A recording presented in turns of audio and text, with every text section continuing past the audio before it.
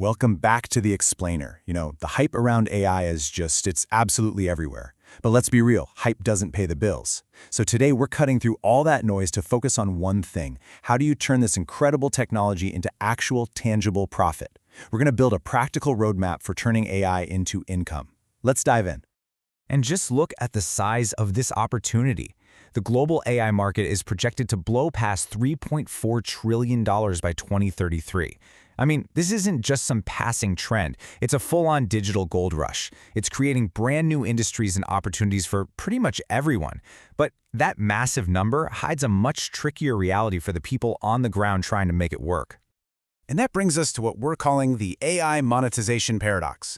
On one hand, you've got this incredible promise, right? Nearly 9 out of 10 companies are already using AI. But here's the problem. AI is crazy expensive to build and run. So expensive that only about 58% of companies that have AI features have actually figured out how to make money from them. And that is the central challenge we are going to tackle today. So here's our game plan. We're going to start with the AI gold rush, just to set the scene. Then we'll explore 2 totally different ways to make a profit. The builder's playbook for those making the AI, and the user's playbook for those using the tools. After that, we'll tie it all together with a strategic system, and we'll finish up with your next move.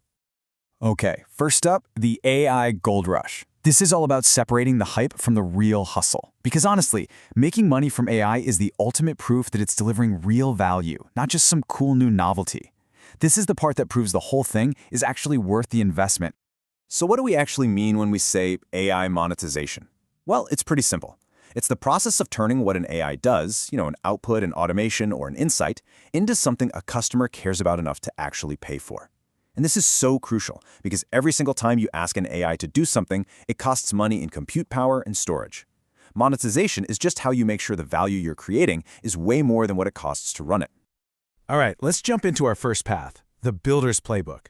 This section is for the companies and the developers who are actually creating and selling the AI products. Think of them as the ones selling the picks and shovels in this digital gold rush. Now this is where it gets really interesting, seeing how these builders are actually pricing these incredibly powerful tools. There are basically 3 main ways they do it. First, you've got usage-based pricing. You pay for what you use, per API call, per image, whatever. It's fair and it ties their revenue directly to their costs. Second is the classic subscription model, sometimes with a hybrid twist. This gives the business that nice, predictable revenue, but adds extra fees if you're a really heavy user.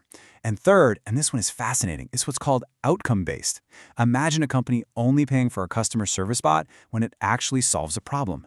This totally shifts the risk to the AI provider, and man, does it build trust with the customer. But what if you're not building the AI from scratch?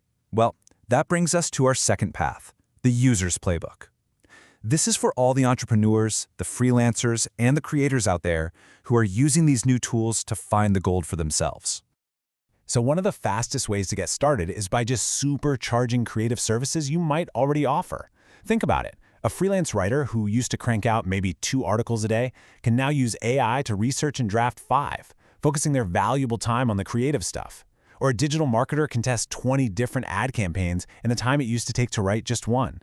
See, this isn't about replacing your skills, it's about amplifying them. It lets you take on way more clients and deliver results faster than ever before.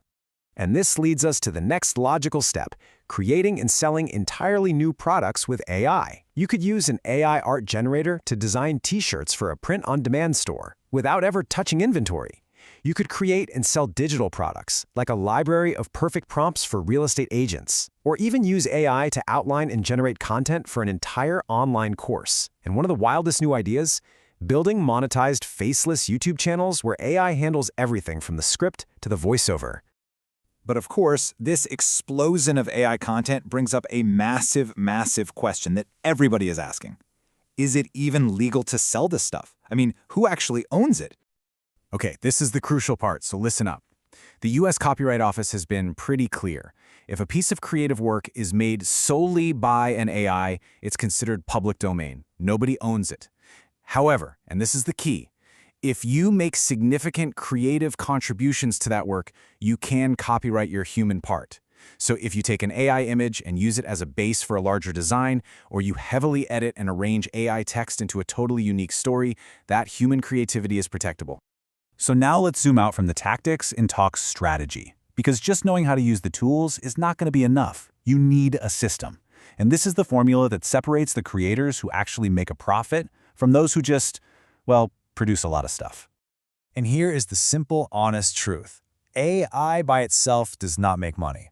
A successful business is a system. You need the AI system to create the thing, you need traffic to bring people to the thing, and you need a monetization model to turn all that attention into revenue. If any one of those three pieces is missing, the whole engine just stalls out. So how do you build a system that actually works? Well, it starts with what's called a SERP-first strategy. Now, a SERP just stands for Search Engine Results Page, the first page you Google. Before you create a single thing, you go and analyze what's already winning there. You look for patterns, what problems people are having, what your competitors are totally missing. Then you use AI as your personal analyst to figure out the hidden intent and emotion. Are people looking to learn? Are they trying to buy something? Are they scared? Are they excited? This is how you create content that solves a real problem, not just content that fills a blank page. And that brings us to our final section, your next move. Now that we've looked at the landscape and the strategies, it's really about choosing your path in this new gold rush. So let's bring it all together. When you boil it down, there are two really clear paths.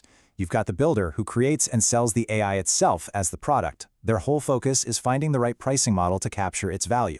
Their main question is, what value can my AI model provide? And then you have the user, who leverages AI tools to offer a service or a product. Their focus is building that system, connecting content to traffic and an offer. Their main question is, what problem can I solve with these tools?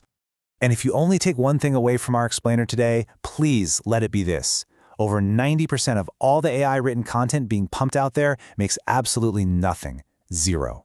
Success in this new world isn't about who can generate the most stuff the fastest. It's about who uses these tools to solve a real problem for a specific person. Value will always, always win. So as we wrap up, just remember, we are living in an age of infinite content now. Anyone can produce pretty much anything, instantly. In a world like that, the tool itself is not the advantage. Strategy is the new currency. So the real question isn't just, what can AI create? The question you have to ask is, what problem will you solve?